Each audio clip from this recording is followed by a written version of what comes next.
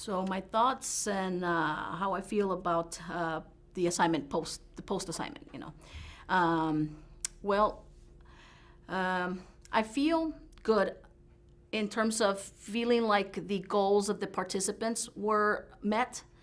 The goal was to verify information regarding application for food stamps, and I think that was accomplished.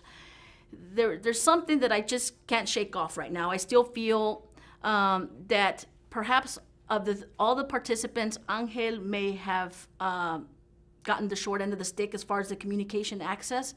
It seems like information was provided and the conversation flowed, but there was so nuances and things that the social worker and the sister had access to, full access to, obtain that information. And Angel, I can't help but feel like maybe there was just some pieces of that puzzle that he didn't get to see or have access to because there was some things that I just couldn't do. My skills did not permit me to be able to meet all of their communication needs.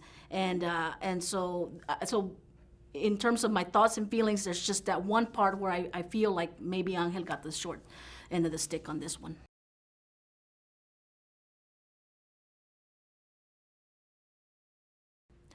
So some of the things that I could have done to not feel this way and to feel like that everybody got a fair share of that communication access was to either bring in a CDI, and that might have been difficult because the appointment was already in progress and one might have not been available, but that would be my primary choice, to have brought in a CDI. And that way the CDI ensures that Angel gets all those pieces. But if one is not available, then some things that I could have done is been more assertive and done comprehension checks in every step of the way to make sure that Angel was understanding and getting all the pieces of the puzzle. And so just being a little bit more assertive, comprehension checks, utilizing visuals or any type of aid, and working with a social worker to ensure that. And I feel like I stayed a little bit too distant from that connection with Angel and his communication need. I felt like I aligned more with the sister, and it might have been the way the setup was. It's interesting because power dynamics are impacted by the sitting arrangement, by the sitting diagram, and I felt like that might have played a little bit of a role in it. I was too closely seated by the sister. Angel was further away from me. There was this disconnect, and so here I was aligned with the sister and making sure the sister got all of the information. And so just being cognizant of all the factors involved, but yeah, just been more assertive, made more comprehension checks, worked closely with the social worker to make sure Angel had gotten all of the information.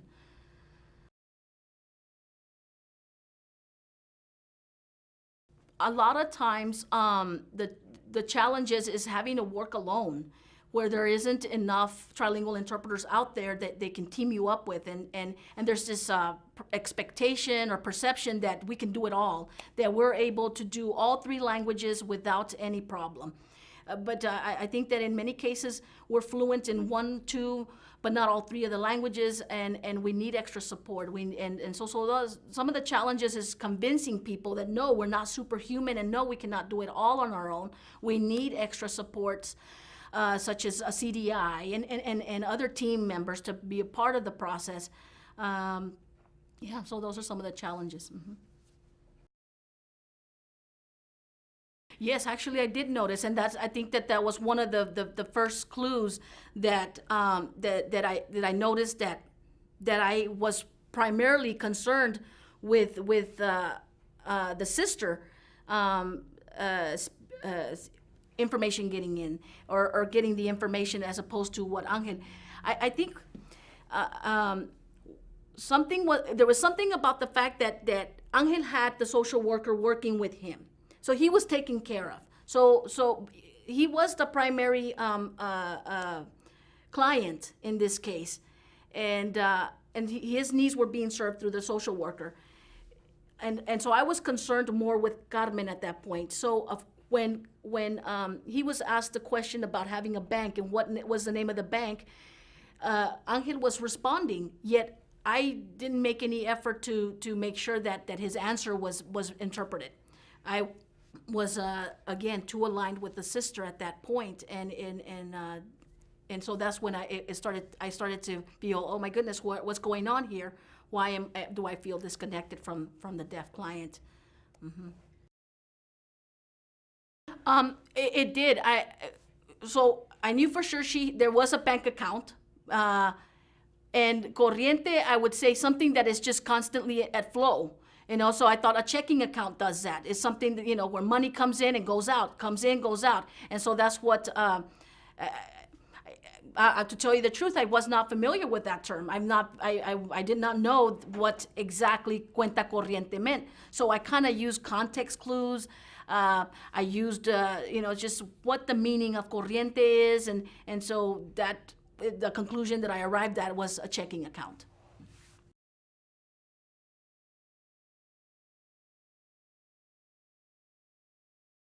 So about missing out some of the information, because there was some things that were listed as far as things that they needed to provide or options. And there were a couple of times where I only provided one of the two options or two of the three options. There was omissions. And that's a problem in the type of work that we do. We're encouraged to do more note taking, lean more towards consecutive interpreting.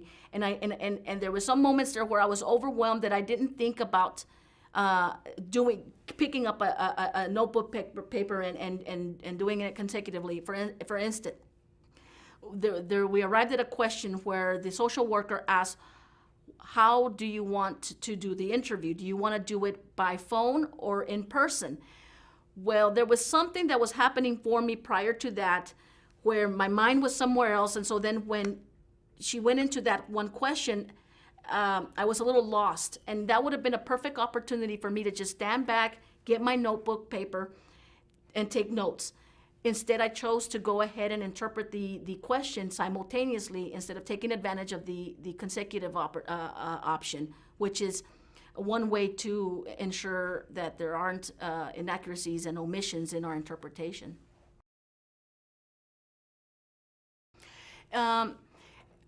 I wasn't sure whether that's what Alicia was alluding to, quite honestly. I was like, is she alluding to the fact that he's here illegally or is he here legally? And so I went ahead and just kind of leaned towards the polite thing and say, does he have residence here? I'm going to admit it's an awkward thing to talk about.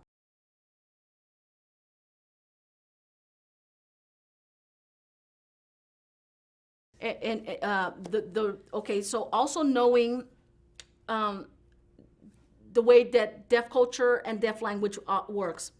In deaf culture and deaf language, ASL, usually what is presented first is the negatives and then the positives. There's this contrast, and this is unique to ASL. It is not to spoken languages. In spoken languages, there's a tendency to lean towards the positive commentaries and not so much the negative.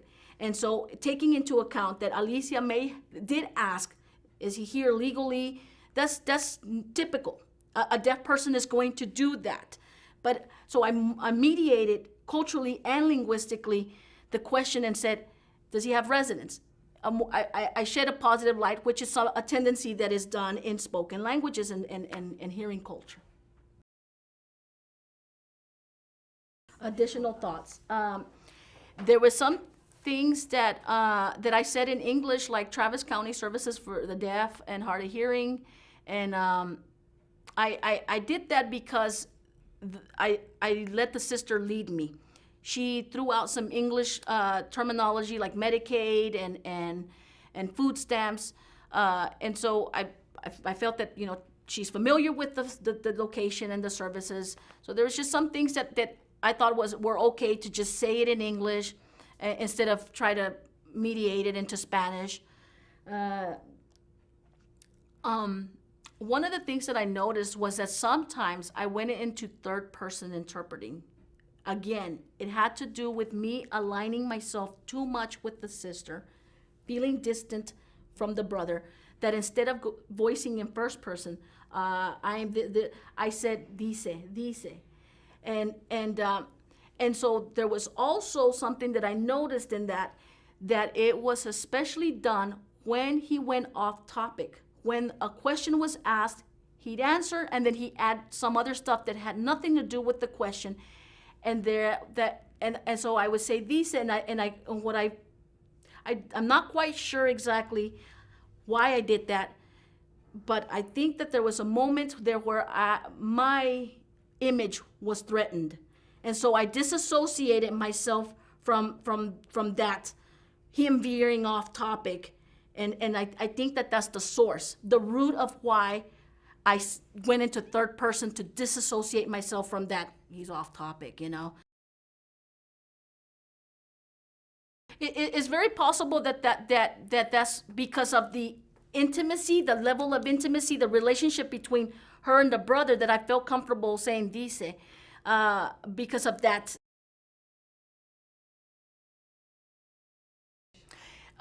It does happen if I know that the person, the having a mouth in Spanish when I'm doing ASL, it does happen particularly with people who are second ASL language learners, and whose primary language might have been their own sign language of their country, which and in a Spanish-speaking country, and that they know Spanish. So just to as a reinforcement to ensure, especially someone like Angel who's visual gestural, I want to again, it's about maximizing all of our communication skills.